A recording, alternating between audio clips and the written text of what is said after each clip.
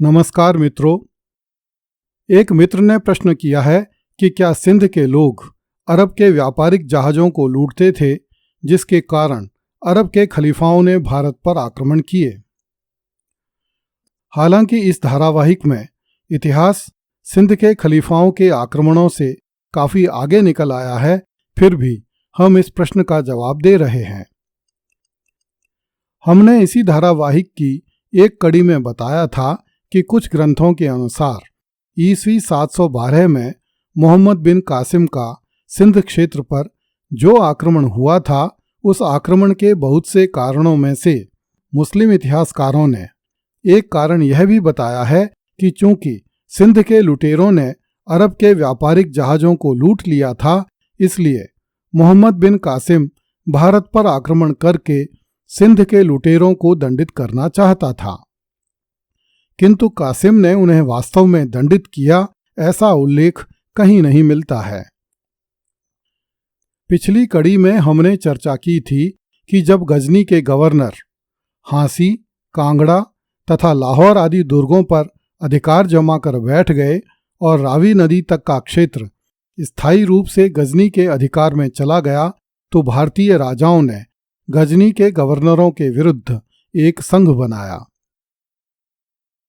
दिल्ली के तोमर राजा कुमारपाल देव ने इस संघ के लिए पहल की तथा परमार राजा भोज, कलचुरी राजा कर्ण, चौहान राजा अनिहल्ल तथा अजमेर के चौहान शासक दुर्लभ राज तृतीय ने तोमर राजा कुमारपाल का साथ दिया।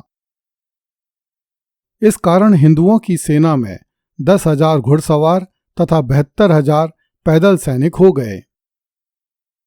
सैनिकों की इस संख्या से यह अनुमान होता है कि सभी राजाओं ने अपनी थोड़ी थोड़ी सेनाएं भेजी थीं, न कि अपने राज्य की संपूर्ण सैनिक शक्ति को इस संघ के लिए समर्पित किया था। इस सेना ने लाहौर को मुस्लिम नियंत्रण से मुक्त करवाने के लिए अभियान किया। हिंदू शाही वंश का राजकुमार संदपाल इस अभियान में सम्मिलित हो गया। उसे तकेश्वर पर घेरा डालने का काम दिया गया। तकेश्वर को उन दिनों के पंजाब के मुसलमान तकी शाह कहते थे। संदपाल ने कालानूर नामक स्थान के पास गजनी के मुसलमानों की एक सेना को बुरी तरह से पराजित किया, किंतु जब युद्ध समाप्त होने ही वाला था, तब एक तीर संदपाल के शरीर में आकर लगा, जिससे संदपाल की मृत्यु हो गई। दुर्भाग्य से हम भारतीय राजाओं के इतिहास में युद्ध का अंत लगभग इसी प्रकार की घटना से देखते हैं। इस प्रकार से हिंदू शाही वंश के राजाओं जयपाल, आनंदपाल, भीमपाल, त्रिलोचनपाल तथा संदपाल ने अपनी कई पीढ़ियां खपा दी, किंतु वे गजनी के आक्रांताओं से अपना राज्य मुक्त नहीं करवा सके। उधर दिल्ली के राजा कुमारपाल देव के साथ कई हिंदू राजा 7 महीने तक लाहौर नगर पर घेरा डाले रहे। उन्होंने लाहौर नगर का परकोटा तोड़ दिया तथा नगर में घुस गए। दोनों पक्षों की सेनाएं नगर के भीतर घमासान करने लगीं।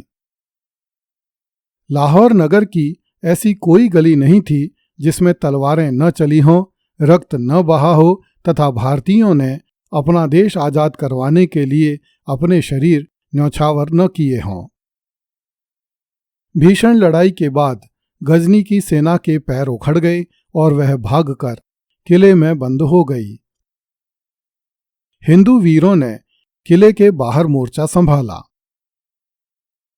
कई महीनों के प्रयासों के बाद दुर्ग बुरी तरह क्षतिग्रस्त कर दिया गया तथा किले की कुछ दीवारें नष्ट कर दी गईं। फिर भी हिंदू सैनिक किले में नहीं घुस सके, क्योंकि गजनी के सैनिक किले की प्राचीरों पर से तेल में भीगे हुए कपड़े, गर्म तेल, पत्थर और तीर बरसा रहे थे। कई दिनों तक यही स्थिति बनी रही।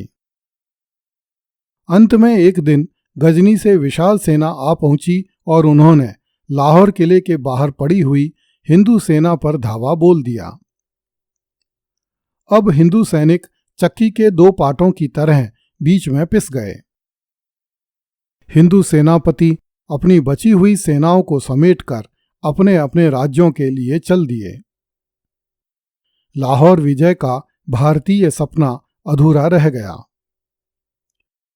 हिंदू सेनाएं हार गईं तथा गजनी के तुर्कों को भारत से निकालने का सपना कभी पूरा नहीं हो सका। फिर भी हिंदू राजा इतना संतोष अवश्य कर सकते थे कि हांसी और नगरकोट के दुर्ग हिंदुओं के पास ही बने रहे। ईस्वी 1051 में महमूद गजनवी का छोटा पुत्र अब्दुल रशीद गजनी का शासक हुआ।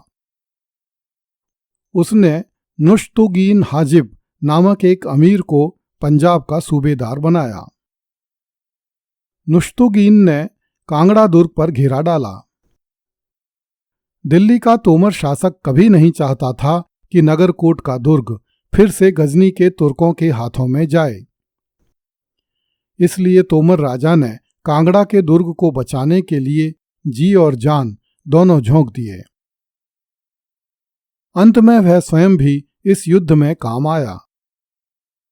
6 दिन की घेराबंदी के बाद गजनी की सेना ने कांगड़ा दुर्ग की एक दीवार तोड़ दी और उन्होंने दुर्ग पर अधिकार कर लिया। इस दुर्ग पर अधिकार होते ही एक बार फिर से रावी नदी तक का क्षेत्र गजनी के अधिकार में चला गया। भारत की पश्चिमी सीमा एक बार फिर से रावी नदी तक सीमित होकर रह गई। ईस्वी 1059 में मसूद का पुत्र इब्राहिम गजनी का सुल्तान हुआ। वह ईस्वी 1099 तक गजनी पर शासन करता रहा। उसने पंजाब के तबर हिंद, बुरिया, धंगान, जालंधर, अजूधन रूदपाल और देरा आदि क्षेत्रों को जीत लिया। तबर हिंद का वास्तविक नाम सर हिंद था। वर्तमान समय में इसे सिरसागढ़ के नाम से जाना जाता है। बुरिया वर्तमान अंबाला के निकट स्थित था। रूदपाल को रूपाल या नूरपाल भी कहा जाता था। ईस्वी 1075 में गजनी के सुल्तान इब्राहिम ने अपने पुत्र महमूद को पंजाब का सूबेदार नियुक्त किया। महमूद ने 40,000 घुड़सवारों को अपने साथ लेकर आगरा के किले पर घेरा डाला। आगरा का हिंदू किलेदार चाहता था कि महमूद उससे संधि कर ले, किंतु महमूद चाहता था कि किलेदार बिना किसी शर्त के किला खाली कर दे। इसलिए घेरा काफी लंबा चला। हिंदू सैनिक किले की प्राचीर से तीर, पत्थर एवं जले हुए कपड़े फेंकते रहे, किंतु अंत में महमूद की सेना ने आगरा का किला तोड़ लिया। महमूद ने आगरा के किले से मिली संपत्ति को लूट लिया तथा कन्नौज, मालवा और कालिंजर की तरफ धावे मारकर वापस लाहौर आ गया। अगली कड़ी में देखिए, गजनी के गवर्नर 150 साल तक भारत को खोखला करते रहे। कृपया इस चैनल को लाइक, सब्सक्राइब एवं शेयर करें। धन्यवाद।